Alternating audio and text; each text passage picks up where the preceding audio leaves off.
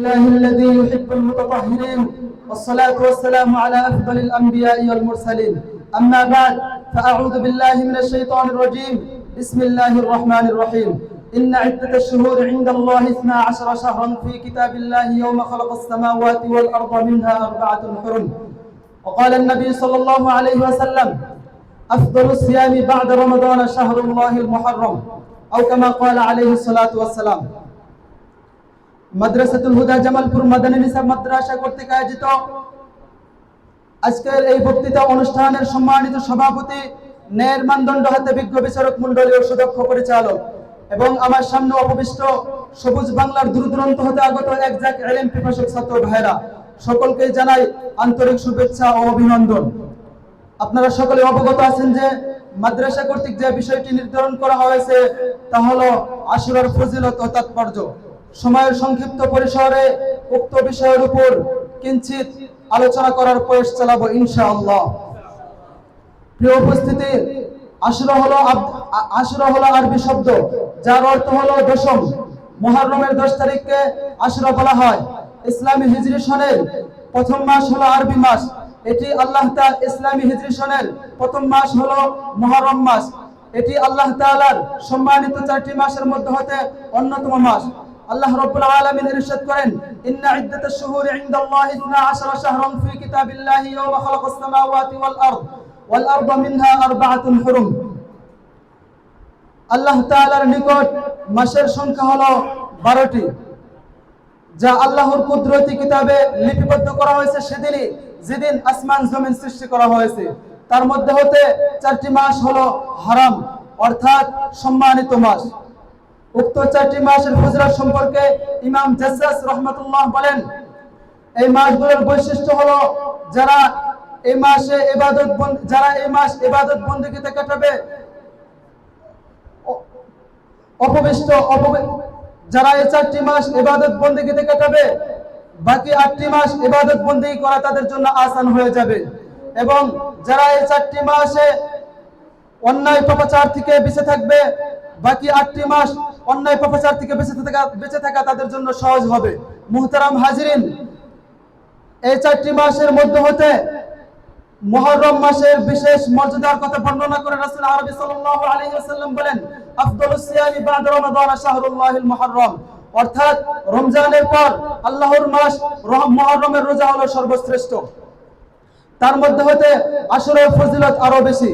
হযরত ইবনে আব্বাস রাদিয়াল্লাহু আনহু বলেন, আমি রাসূল আরবি সাল্লাল্লাহু আলাইহি ওয়াসাল্লামকে রমজান ও আশুরায় যেরূপ গুরুত্বের সঙ্গে রোজা রাখতে দেখেছি অন্য সময় তা দেখিনি। হযরত আলী রাদিয়াল্লাহু আনহুকে এক ব্যক্তি প্রশ্ন করেছিলেন, রমজানের পর আর কোন মাস আছে যাতে আপনি আমাকে রোজা রাখতে আদেশ করেন?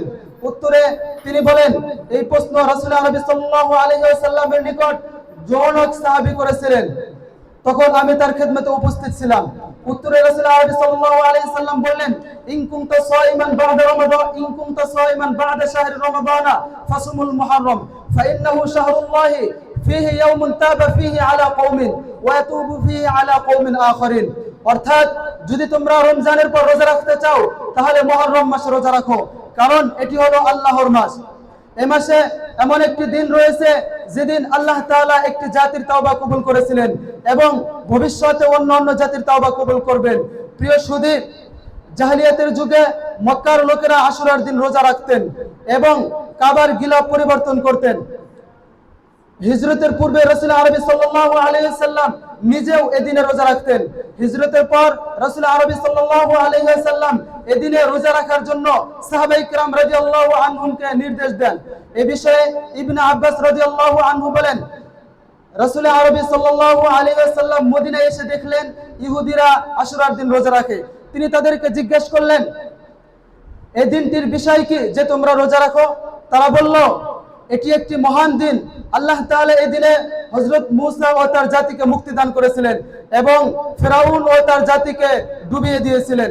এই জন্য হযরত মূসা আলাইহিস সালাম এদিনে কৃতজ্ঞতা স্বরূপ রোজা রাখতেন, তাই আমরাও এদিনে রোজা রাখি।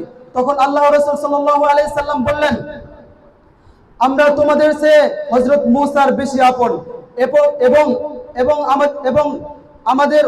এবং আমাদের অধিকার বেশি। এরপর রাসূল আরবি সাল্লাল্লাহু আলাইহি ওয়াসাল্লাম এদিনে রোজা রাখেন এবং সাহাবীদেরকে এই দিনে রোজা রাখার জন্য নির্দেশ প্রদান করেন। মুহতারাম হাজিরিন, আশুরা মূলত মুহররম মাসের 10ম রোজা। তবে আশুরা মূলত মুহররম মাসের 10ম রোজা। তবে এই রোজার সাথে আরো একটি রোজা মিলিয়ে রাখার জন্য হাদিসে নববীতে গুরুত্ব আরোপ করা হয়েছে।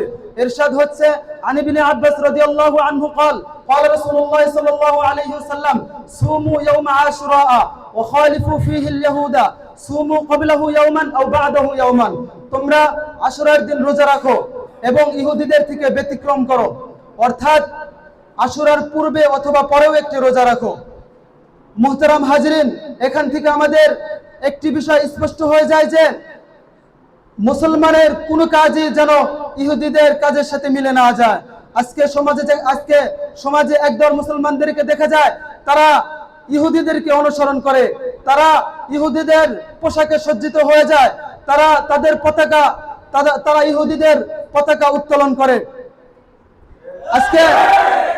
আজকে ওই সমস্ত মুসলমানদেরকে বলতে চাই, তোমরা তাকাও ফিলিস্তিনের দিকে। আমাদের মুসলমান ভাইদেরকে অনাহারে অকাতারে তারা হত্যা করছে।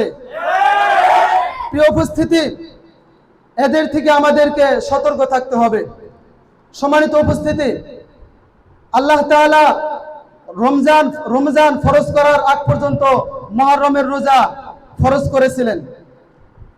রমজান ফরজ হওয়ার পর মুহররমের রোজা নফল হয়ে যায়, অর্থাৎ এটি না পালন করলে কোনো গুনাহ নেই, তবে পালন করলে রয়েছে অফুরন্ত সওয়াব। যেমন রাসূল আরবি সাল্লাল্লাহু আলাইহি ওয়াসাল্লাম বলেন, আমি আশুরা করি। আশুরা রোজা করার কারণে আল্লাহ তাআলা পূর্ববর্তী বছরের সগীরা গুনাহসমূহ মাফ করবেন। সুবহানাল্লাহ, সুবহানাল্লাহ। কত বড় ফজিলত, কি বড় সুসংবাদ! আল্লাহ তাআলা আমাদেরকে এই বিরাট ফজিলত ও সুসংবাদের অধিকারী হওয়ার তৌফিক দান করুন। সকলে পড়ি আমিন। ওয়া আখিরু দাওয়ানা আনিল হামদুলিল্লাহি রাব্বিল আলামিন। আসসালামু আলাইকুম ওয়া রাহমাতুল্লাহ।